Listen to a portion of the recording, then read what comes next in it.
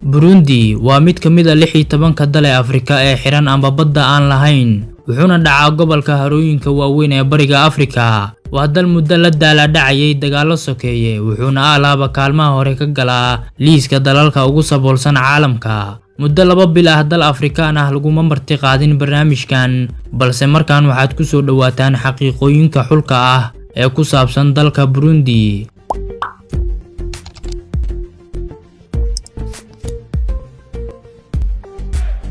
waa dal xadla leh dalalka kale ah Tanzania, Rwanda iyo Democratic Republic of the Congo. Sidoo kalena waxaa lagu tiriyaa dalalka dhaca bariga bartamaha Afrika. Bad ahaan waa dal yar, wuxuuna ku fadhiyaa bad ka badan 27,000 kiiloomitir isku wareega, wuxuuna noqday dalka 142 ee ugu dhulka weyn. Dhulka yar ee dalkan iyo dadka ku nool, ama marka la eego cufnaanta bulsho ee dalalka Afrika, wuxuu dalka Burundi noqonayaa dalka saddexaad, waxaana ka horeeyaan oo kaliya Rwanda iyo jasiiradda badweynta Hindiya dhacda ee Mauritius. Dadka Burundeeska ah tiradoodu waxay gaaraysaa ilaa 11 milyan, waxayna ku hadlaan Kirindu iyo French, waxaana loo qeybiyaa ilaa 3 qowmiyadood oo kala ah Tutsi, Hutu iyo Tuwa. Dadka dalkan boqolkiiba 85 waa Hutu, waxaana ku soo xigaan dadka Tutsiga oo dadka dalkan ka ah boqolkiiba 14, halka dadka la yiraahdo Tuwa ay yihiin boqolkiiba 1, waxaana la sheegaa inay yihiin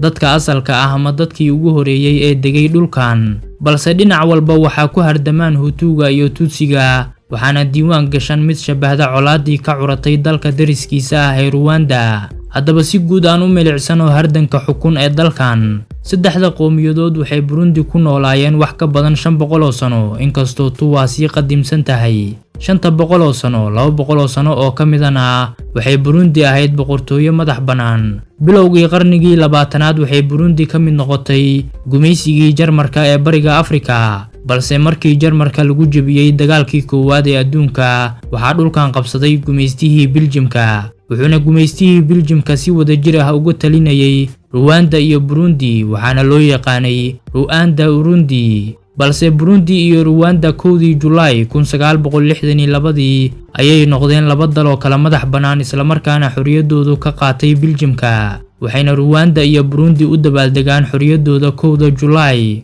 kadib markii ay Burundi xornimadeeda heshay, sidaasi kuma xasilin ee waxay fooda gelisay qalalaaso siyaasadeed, waxaana markaasi ka jirtay Burundi boqortooyo boqorkeedu uu ka soo jeedo dadka Tutsiga ee lagaga tirada badan yahay dalka. balse si kastoo looga tiro badan yahay, waxay ahaayeen Tutsigu kuwa majaraha u haya siyaasadda. kadib markii 1966 dhidabada loo taagayna jamhuuriyadda Burundi lagana gudbay nidaamka boqortooyo, waxaa noqday madaxweynihii ugu horeeyay ee Burundi Michel Micombero oo ahaa askari iyo siyaasi Tutsi ah, wuxuuna hayay xilka ilaa 1976. labadii madaxweyne ee ka dambeysayna waxay sidoo kale ka soo jeedeen dadka Tutsiga, balse Ndadaye ayaa la doortay 1993, wuxuuna noqday madaxweynihii ugu horeeyay ee doorasho ku yimaada, sidoo kalena ka soo jeeda dadka Hutuga ee boqolkiiba 85 ka ah dadka dalkan. haddaba miyuu xilka sii hayay? Isla sanadkii la doortay ayaa la qaarijiyay, waxaana dhagar u maleegeen saraakiil ka tirsan ciidanka. sidoo kale isla sanadkii xigay waxaa la qaarijiyay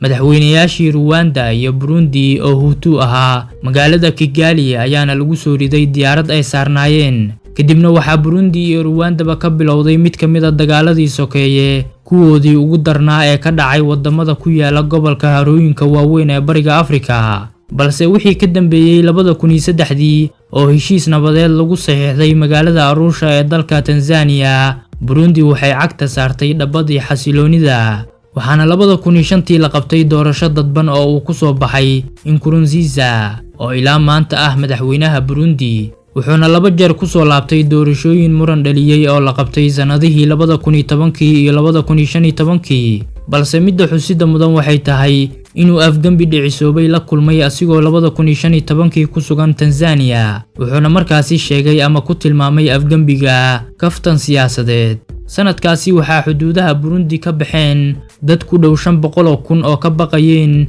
in mar kale la israamsado. midabada calanka dalkan waa kuwa u taagan ujeedooyin kala duwan, sida caadiga ahna midabka cad wuxuu u taagan yahay nabadda, halka midka cagaaranna uu u taagan yahay barwaaqada, wuxuuna midabka gaduudan asiguna u taagan yahay halganka. saddexda xidig ee dhexda kaga taalana waxay matalaysaa saddexda qowmiyadood ee kala ah Tutsi, Hutu iyo Tuwa. shicaarka ama halkudhigga qarankana waa Ubuntu, Ibukorwa iyo Itrember, waxaana loola jeedaa midnimo, shaqo iyo horumar. magaalada ugu muhiimsan uguna weyn dalkan waa magaalada Bujumbura ee saaran harada caanka ah ee Tanganyika, isla markaana ka mid ah 5 harood ee biyaha freeshka laga helo ee ugu qadiimsan caalamka. sanadkii tagay ayaa Bujumbura laga bedelay caasimadda dalka, waxaana laga dhigay magaalada Kitega oo dhacda bartamaha dalka, waxayna ahayd caasimaddii boqortooyadii Burundi ee uu calankeedu dhacay 1966. waxaa jira yaxaas la yiraahdo Gustav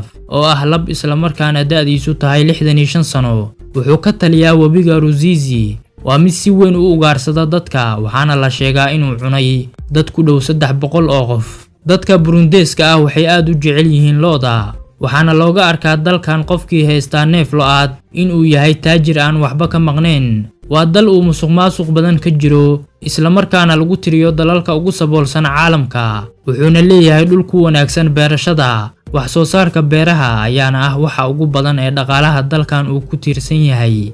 waxa ugu badan ee uu dibadda u dhoofiyana waxaa ka mid ah bunka, caleenta shaaha, suufka iyo maqaarka. 1.2% oo keliya oo dadka dalkan ah ayaana helaan adeega internetka, waxayna 80% oo dadka dalkan ah ku nool yihiin miyiga, oo dadka dalkan intooda badan waa reer miyi.